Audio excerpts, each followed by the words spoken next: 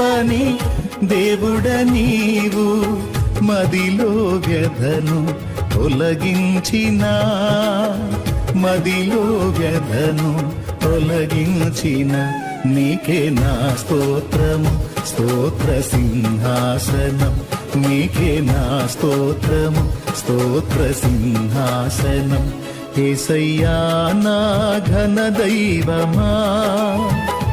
నా అభిషేక తైలమా ఆనంద సంగీతమా యేసయ్యా